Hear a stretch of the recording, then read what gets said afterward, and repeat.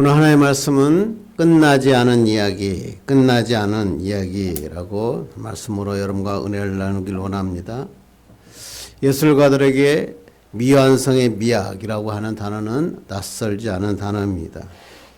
의도적으로 작품을 끝내지 않음으로써 예술적인 가치를 나타내는 것, 그걸 갖다가 우리는 미완성의 미학이다 이렇게 얘기합니다. 가곡의 왕 슈베르트는 마왕, 보리스 등 600여 곡의 정말 아름다운 가곡들을 작곡한 사람인데, 그가 작곡한 8번 교향곡을 갖다가 우리는 미완성 교향곡이라고 부릅니다.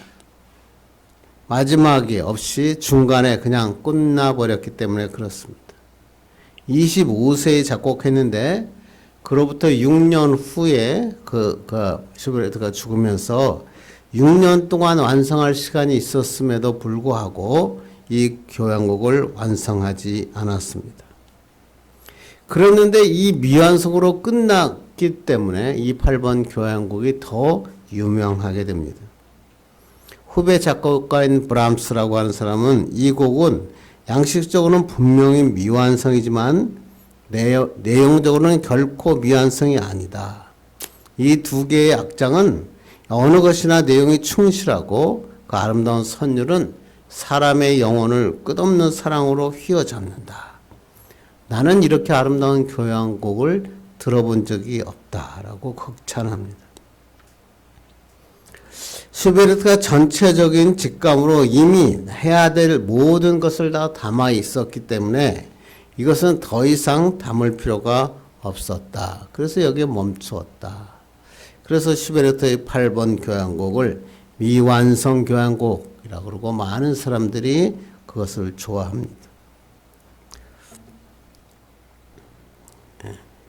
뿐만 아니라 이제 미켈란젤로라고 하는 사람도 그 작품에 보면은 그 어떤 미완성인 많은 작품을 남겼습니다. 그의 중요한 게 노예 연작이라고 하는 것은 교황 율리우스 2세의 무덤에 장식하는 용도로 주문받은 작품입니다.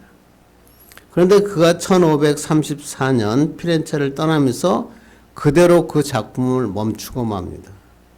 그래서 이 미완성이라는 작품을 특징으로 해서 이 작품을 뭐라고 얘기하냐면 미완성이라는 특징을 이용한 완성작이다. 이렇게 미술가들은, 많은 전문가들은 평을 하고 있습니다. 완성된 부분과 완성되지 않은 부분이 극적으로 조화를 이루고 대조를 이루면서 대리석 덩어리에서 꺼내 몸 달라고 하는 몸부림치는 듯하는 것을 표현하고 있다라고 얘기합니다. 그래서 인간들이 자기의 한계를 벗어나고자 그것을 고뇌하며 몸부림치는 모습을 그렸다. 그래서 이 노예 연장은 유명합니다. 미켈란젤로가 의도적으로 작품을 미완성으로 딱 남기면서 아직 조각되지 않은 부분을 우리의 사람들을 보는 관람자들로 하여금 모든 것을 넘겨주었다는 것입니다.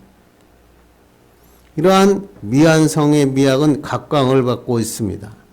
미술 작품뿐만 아니라 음악뿐만 아니라 드라마나 영화에서도 갑자기 마지막을 미완성, 그래가지고 열린 결말로 딱 끝을 내면서 나머지의 결말은 그 시청자가 알아서 쓰십시오라고 하면서 미완성의 드라마들이 많이 나타나고, 이러한 작품들을 보는 사람들은 많은 여운을 가지게 되는 것입니다. 우리가 알고 있는 대중가에서도 인생은 미완성이라고 하는 노래가 있죠. 인생은 쓰다가 마는 표지다. 부르다가 멎는 노래다. 또 그리다 마는 그림이다. 그렇지만 우리는 인생을 아름답게 그려야 된다. 이렇게 하는 여러분 잘 알고 있는 인생은 미완성. 우리 인생은 어떻게 보면 인생은 미완성의 삶을 살아가고 있다. 그래서 우리는 미완성의 삶을 살기 때문에 더 감동적인 삶을 살아야 되고 더 아름다운 결말을 맺어야 된다라고 하는 것입니다. 그런데 그 얘기가 이 세상의 이야기로 끝나는 게 아니라 성경에서도 끝나지 않는 이야기로 마무리되는 책들이 여러 권이 있습니다. 그 중에서도 우리가 잘 알고 있는, 우리가 지금 살펴보고 있는 마가복음, 그리고 사도행전, 이것들이 다 여기에 해당합니다. 왜 그러냐면 끝나지 않는 이야기로 끝나버립니다. 미완성의 아름다움을 잘 보여줍니다. 왜 그랬을까? 이 이후의 결말은 우리가 쓰라고 이야기하는 것입니다.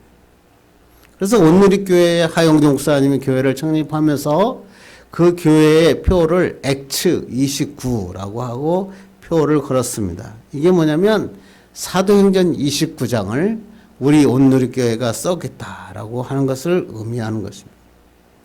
그래서 사도행전은 끝나지 않았고 계속 쓰여져야 된다라고 하면서 온누리교회를 개척했다고 합니다.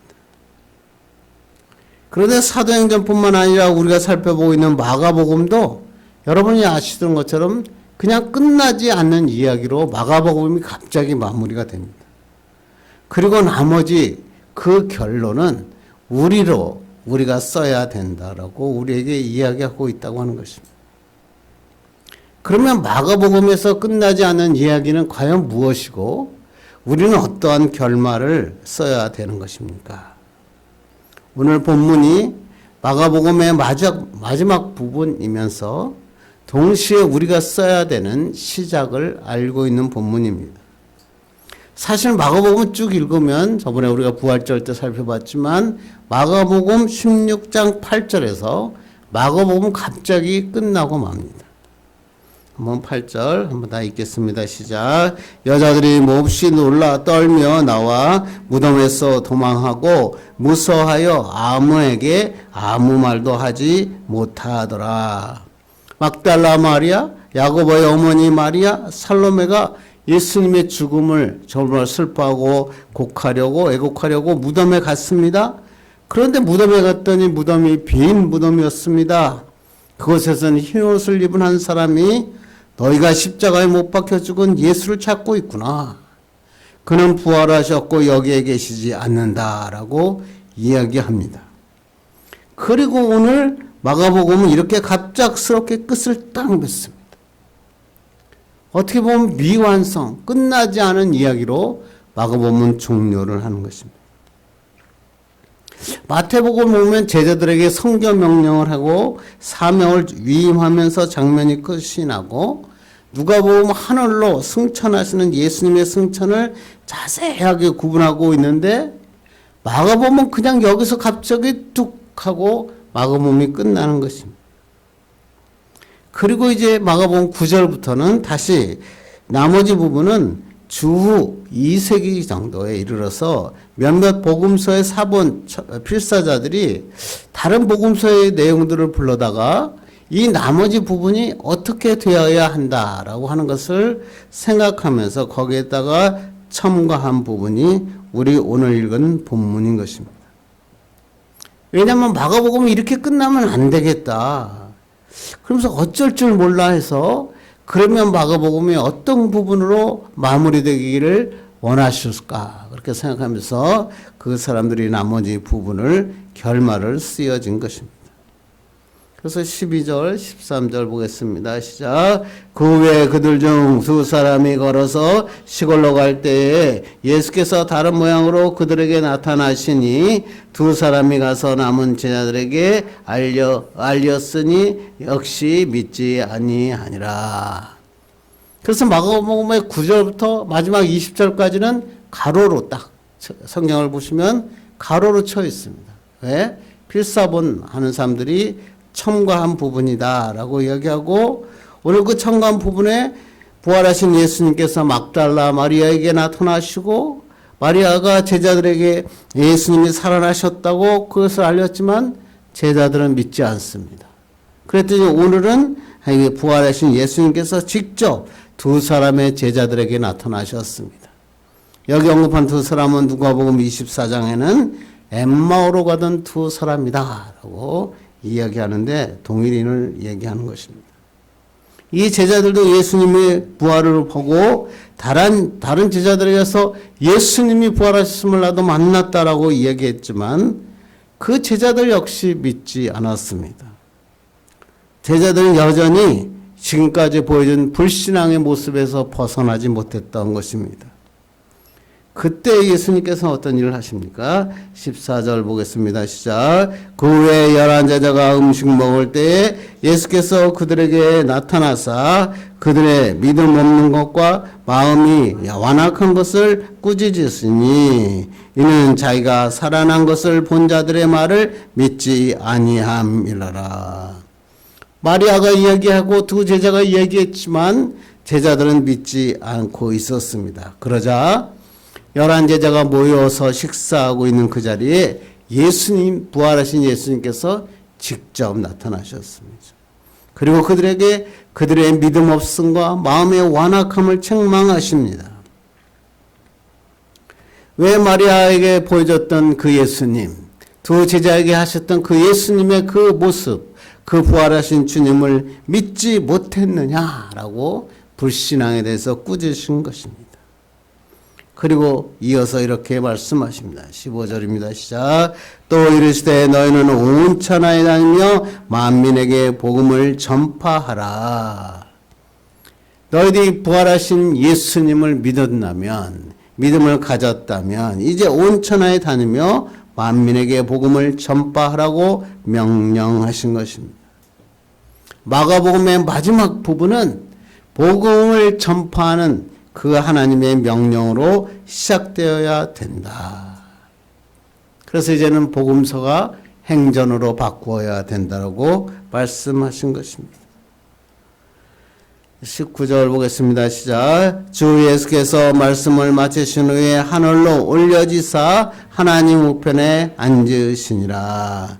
예수님께서 이 말씀을 마치신 후 하늘로 올려지사 하나님 우편에 앉으셨다. 복음서들의 마지막 명장면이죠. 예수님께서 하늘에서 우편에 앉으셨다는 건 뭐예요? 사명을 완수하시고 하나님 우편에 앉으셔서 이제 온 세상과 교회를 다스리시고 운영하고 계신다라고 하시는 놀라운 의미의 말씀인 것입니다. 이것은 마가복음에 갑자기 끝나지 않는, 갑자기 마지막 마무리가 되지 않은 마가복음의 결론을 어떻게 써야 되는가에 대한 가이드를 제시하고 있다고 하는 것입니다. 이제 온전한 믿음을 가지고 온 천하에 다니며 만민에게 복음을 전하는 자가 되어라. 그리고 이 명령에 따라서 그 뒤이어서 사도행전이 기록하고 있습니다. 뿐만 아니라 우리에게도 말씀하시는 것입니다. 이제 이 사도들이 썼던 행전이 이제는 우리들이 써야 되는 행전이 되어야 된다라고 말씀하신 것입니다.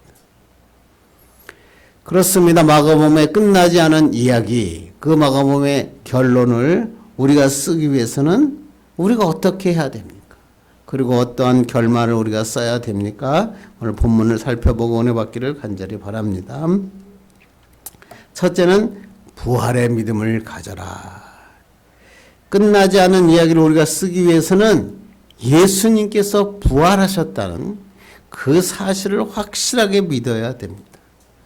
부활의 믿음을 가져야 끝나지 않은 이야기를 쓸 수 있습니다.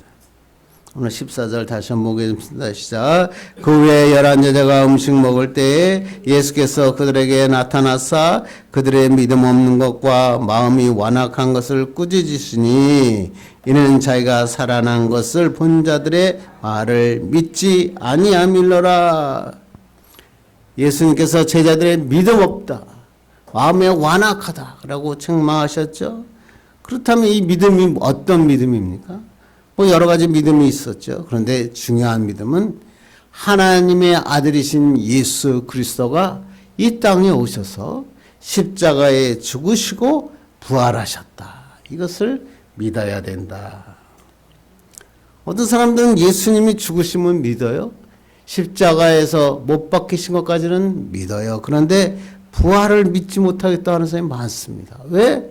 이해가 안 되니까. 그런데 성경은 계속 그러죠. 부활을 믿지 못한다면 그 믿음은 헛된 믿음이다. 그렇게 예수님의 죽으심을 믿는다는 게 뭐예요? 내 죄의 문제가 해결되었다, 속량되었다라는 것을 의미하죠. 예수님의 죽으심으로 내 모든 죄가 용서받았다. 이걸 믿는 것을 예수님의 죽으심을 믿는 믿음이죠. 그런데 이것으로 끝나면 안 되죠. 예수님은 죽으셨지만 부활하셨다는 것을 믿어요. 이것을 안 믿으면 헛것이에요. 왜? 제자들이 하는 예수님께서 부활하지 아니하시면 우리의 영생의 삶도 살 수 없기 때문에 그렇습니다. 제자들이 믿지 못했던 이유는 예수님의 부활을 그들의 생각과 지식과 판단으로 판단하려고 했기 때문에 그렇습니다. 자신의 생각의 한계를 넘어섰기 때문에 도저히 이해할 수 없기 때문에 그들은 부활을 믿지 않았던 것입니다.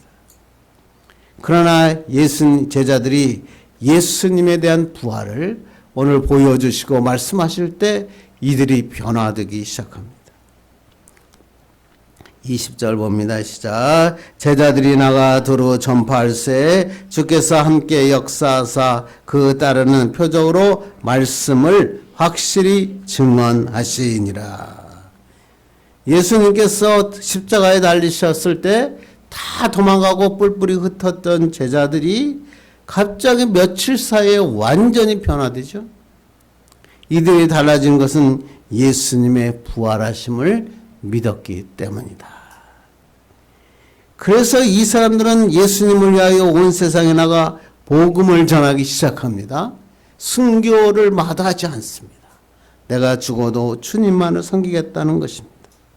그리고 이들은 사도행전을 쓰기 시작했고 제자들의 부활에 그 예수님을 만난 다음에 부활의 믿음을 갖게 되니까 이러한 놀라운 온전한 제자의 삶을 살게 되었다라고 지금 본문은 기록하고 있다고 하는 것입니다. 그래서 마가복음의 마지막은 열려 있었던 겁니다. 복음서로 끝나지 않고 이제는 행전으로 나가야 됩니다. 제자들이 믿음의 증거를 가지고 삶 속에서 살아나는 그 이야기를 우리는 사도행전이라 그렇게 우리는 알고 있죠. 그들은 예수님께서 부활하셨던 부활의 믿음을 가졌을 때 그들은 힘차게 사도행전, 마가복음의 결론을 써 내려갔던 것입니다. 이제 우리가 해야 될 일은 뭐예요? 우리가 그 나머지 부분을 써야 됩니다.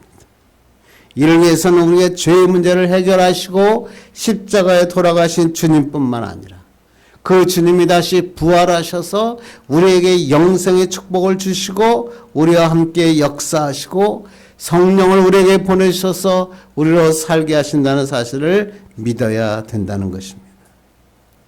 그리고 우리가 이제는 하나님의 놀라운 명령, 그 행전을 써 내려갈 수 있는 것입니다. 그렇습니다. 또 아직도 불신앙에 우리가 적혀 있다면 오늘 예수님이 책망하십니다.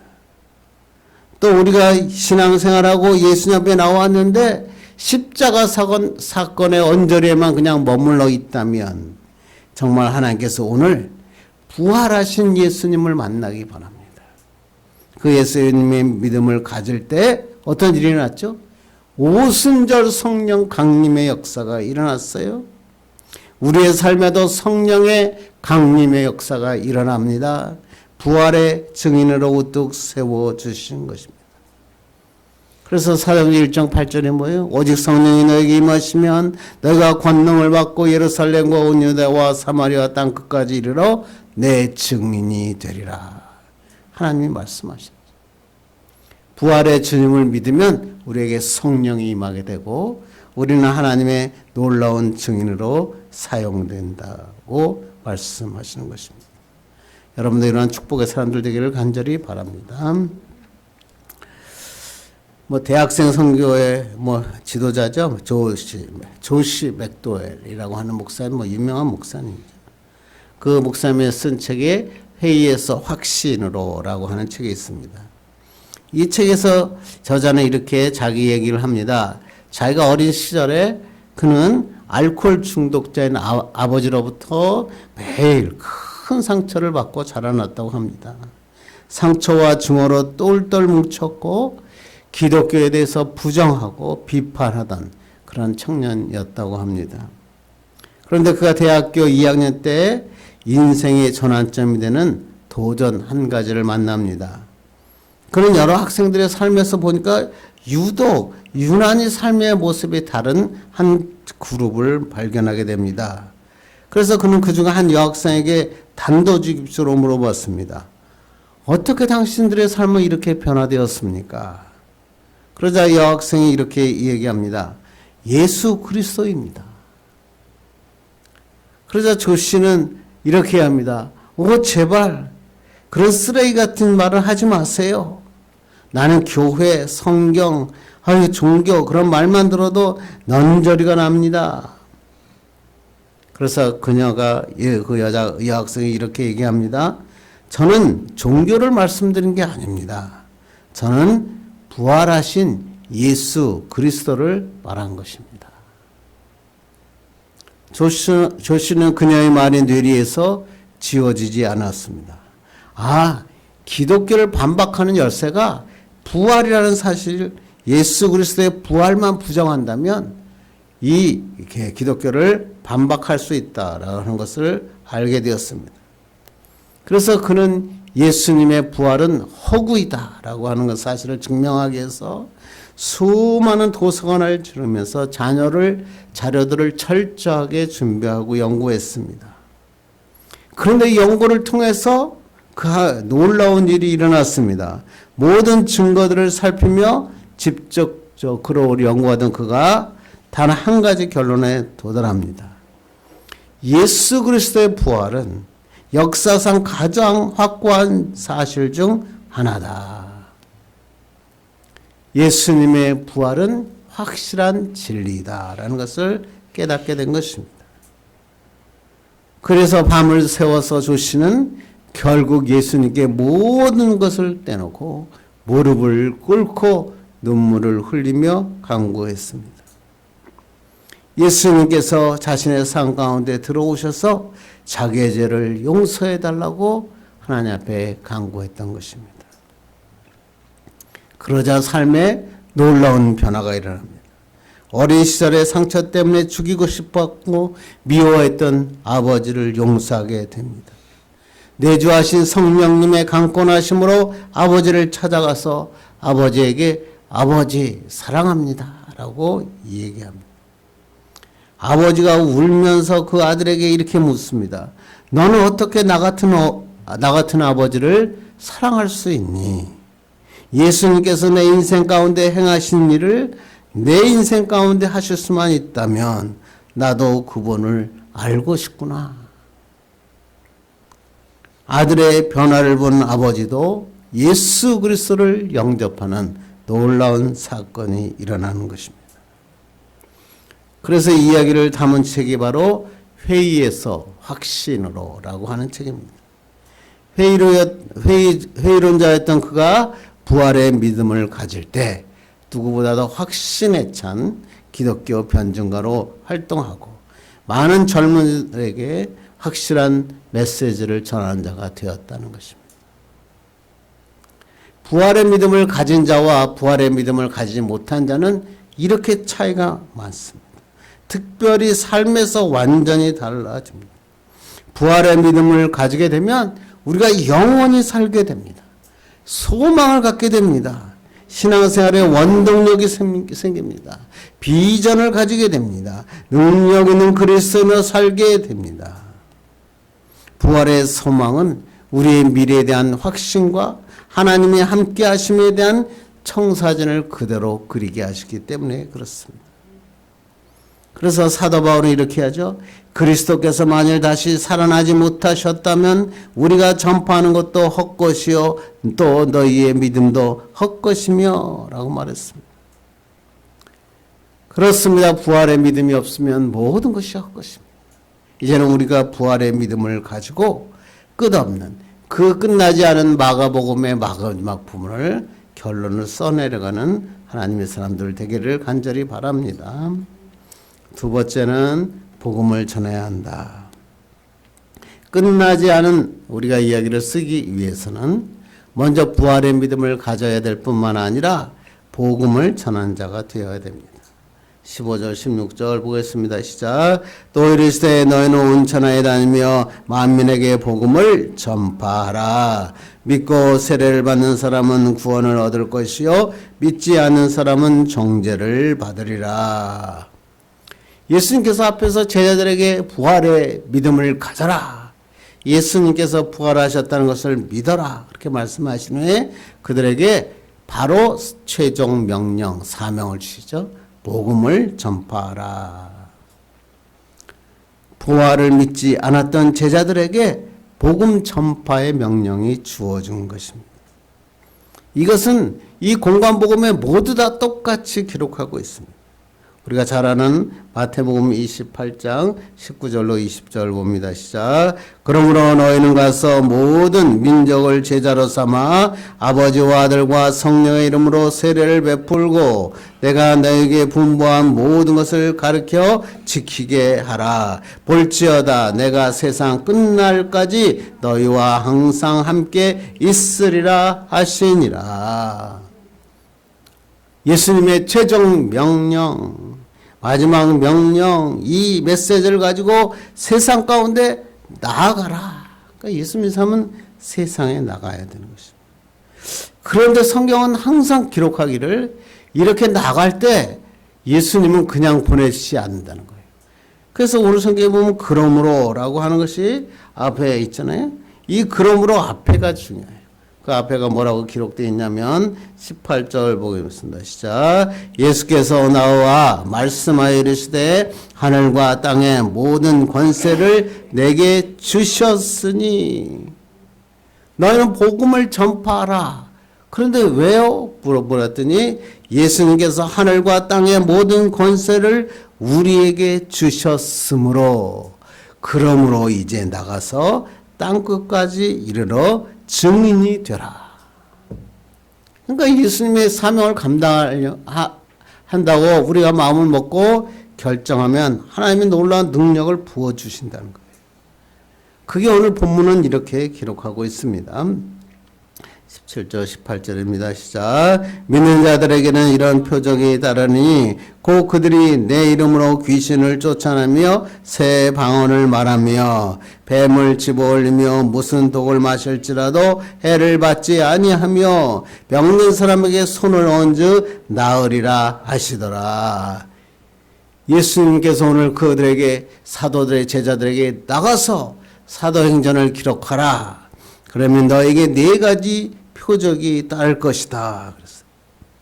첫째가 뭐예요? 그리스도의 이름으로 귀신을 쫓아낼 것이다. 사탄 마귀의 권세가 무너진다는 겁니다.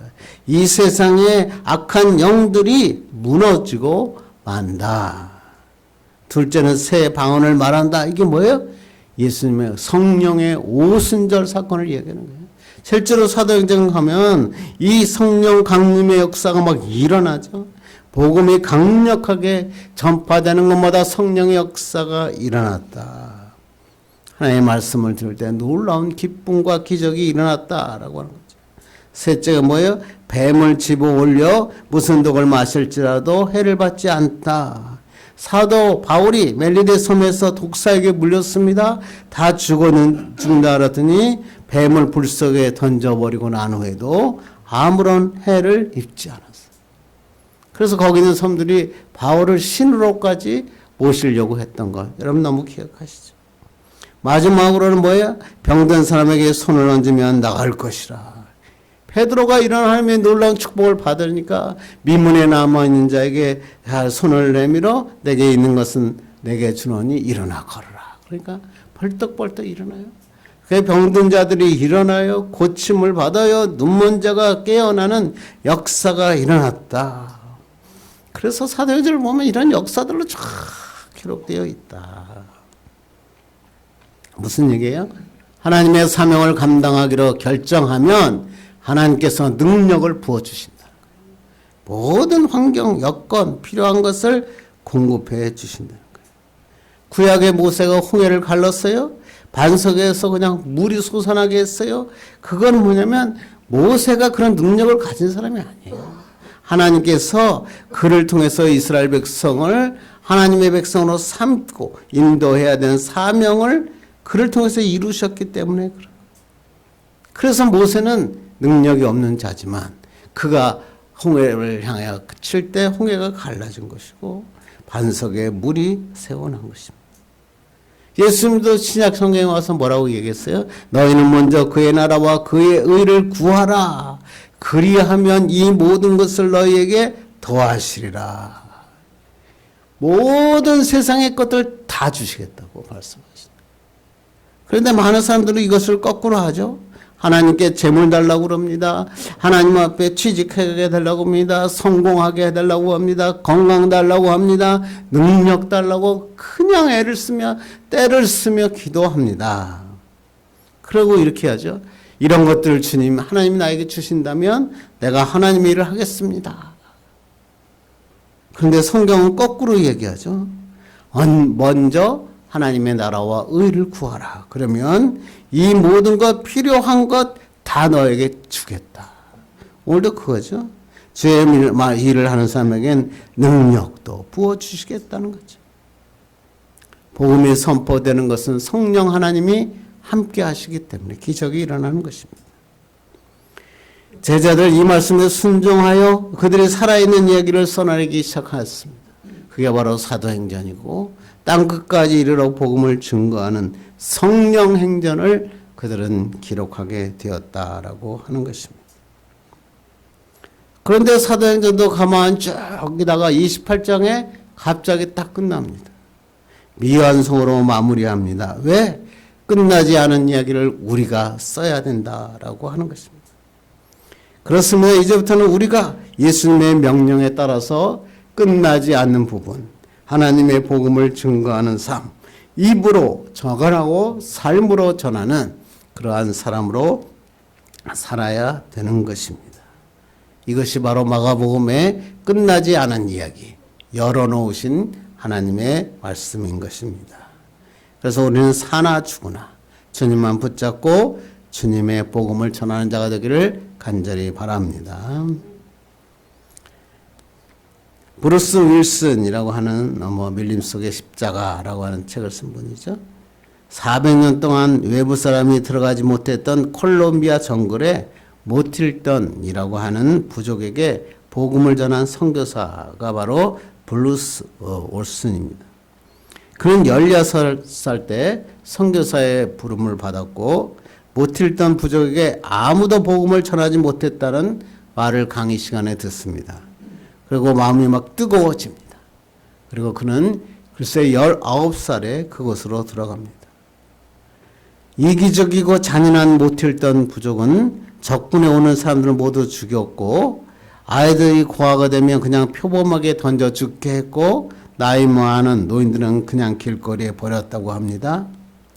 정글을 헤치고 들어간 올슨 선교사는 화살을 맞고 붙잡혀 있다가 간신히 탈출합니다.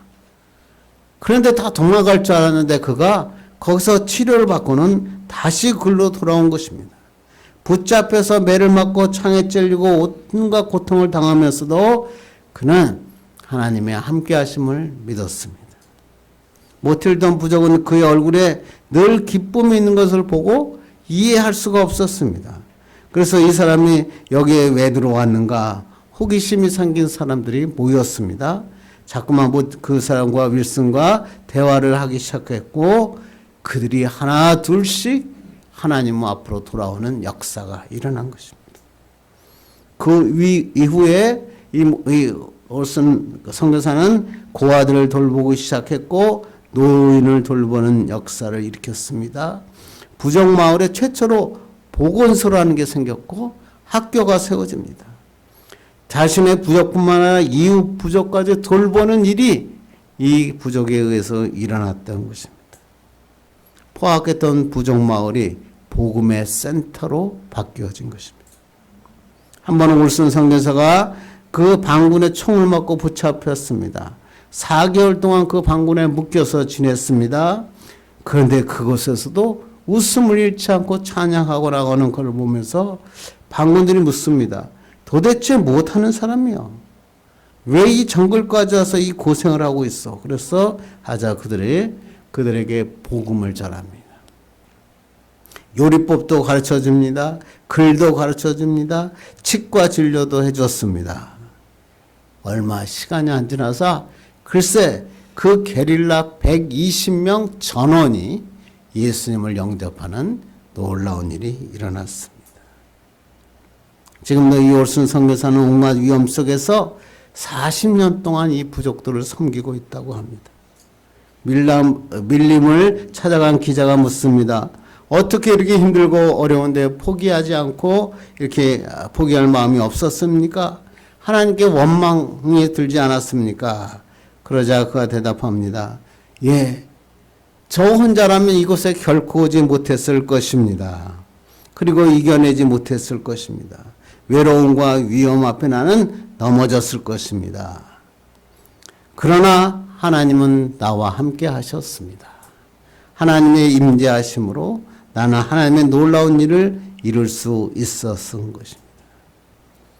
이 믿음이 잔인한 이 부족을 변화시켰고 복음의 타운, 센터로 만든 역사가 일어나게 했습니다.